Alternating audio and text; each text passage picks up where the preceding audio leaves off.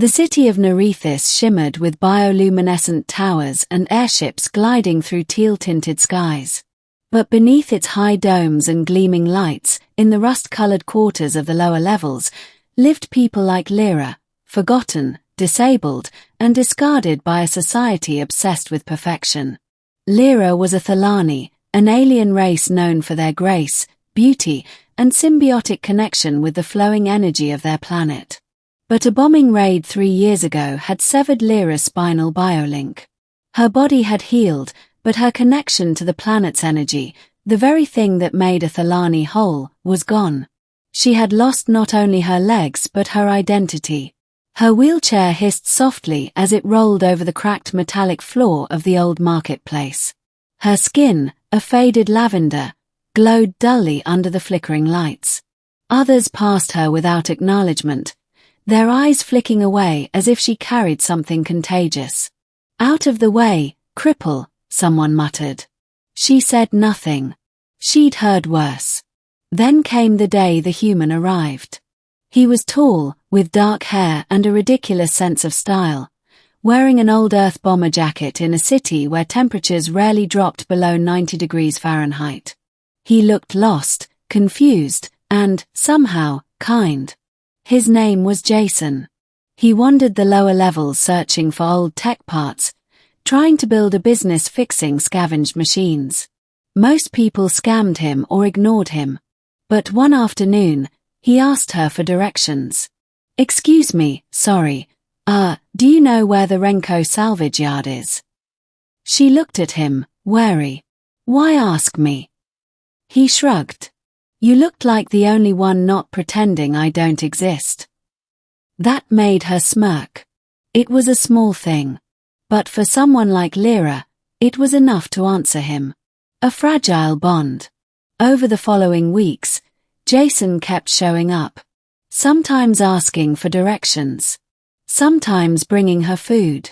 Once, he even brought a small music cube that played pre-invasion Thalani lullabies. "Why are you doing this?" she asked one day. He looked down, his face serious. "Because you look like someone who deserves more than what she's got." Lira scoffed. "I'm broken. Even if you fixed my legs, the biolink's gone. I'll never walk, never connect to the flow again. I'm not even really Thalani anymore." Jason knelt beside her chair. "You're more than your connection to some planet. You're still you. And I like you." That was the first time she cried since the bombing. He started working on her chair, upgraded the propulsion system, added stabilization jets, gave her tools so she could move through terrain others couldn't.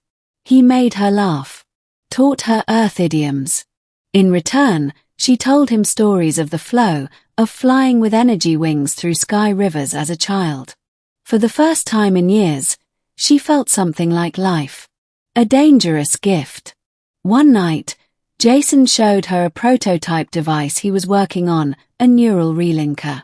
It wasn't perfect, but if connected properly, it might bridge the gap in her spinal interface and restore partial energy conductivity. "You're not serious," she whispered, holding the glowing device. "It might not work," Jason said. "Hell, it might make things worse. But I think you deserve the choice." Lira stared at him, her chest tight. No one had ever offered her a choice since the war. Just pity. Or indifference. They spent weeks modifying it. Testing simulations. She learned to solder and recalibrate using her own hands. She was brilliant. Jason could see that now. Not just resilient. Brilliant. But hope drew attention. The local enforcers, who kept lower-level dwellers in their place, started watching. The idea of a Thalani regaining her abilities threatened the order they maintained. A half-broken alien getting back on her feet. That was dangerous. One evening, while Jason was away scavenging, they came for her. Taken. The enforcers broke into her small pod. They smashed the device. Beat her.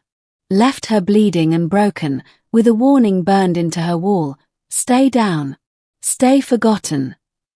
Jason returned to find her unconscious, her face swollen, the prototype in ruins. His heart shattered. Why didn't you call for help?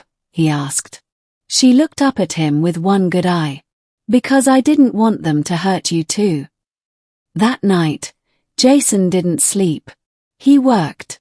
Rebuilding the neural relinker from scraps, salvaging every part, improving it. Not because he wanted to save her, but because she deserved to save herself. Reconnect ion.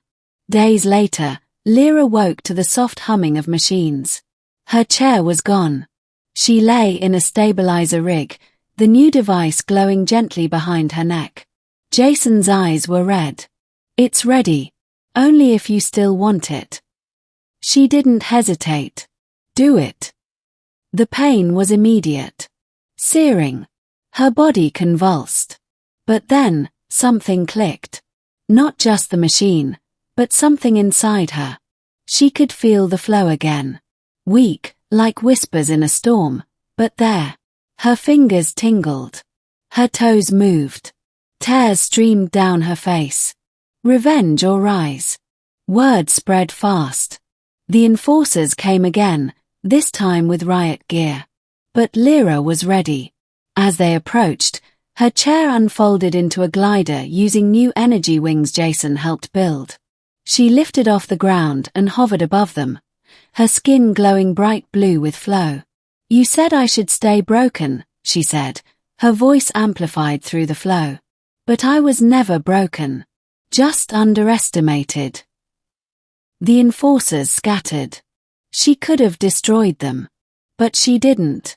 She flew upward, past the rusted slums, beyond the forgotten lower levels, up into the heart of Narethis. People stared. Shocked. Awed. A disabled Thalani girl had not only risen again, she had flown. The new dawn. Lira didn't stop at her own healing. She and Jason founded a clinic in the lower levels, a center for repairing not just bodies, but hope. They reverse-engineered the relinker, offering neural reconnect ions to those who'd lost the flow. And not just Thalani. Humans. Other alien races. Anyone discarded. They became symbols. Not of rebellion, but of renewal. One evening, as the twin moons cast a soft glow over the towers, Jason sat beside her atop a quiet rooftop. You ever think about what would have happened if I hadn't asked you for directions that day? He asked. She smiled, her now glowing skin pulsing gently with energy. You'd probably be lost. And I'd still be pretending I didn't exist. He looked at her. You were never invisible to me. She touched his hand, her fingers steady and warm. You didn't fix me, Jason. You reminded me that I was never broken. And then she kissed him, softly, fiercely, like someone reclaiming every piece of herself. In the sky above, a streak of flow danced in celebration. Lira, the alien girl in a wheelchair, had risen, and in her rise, she lifted others too.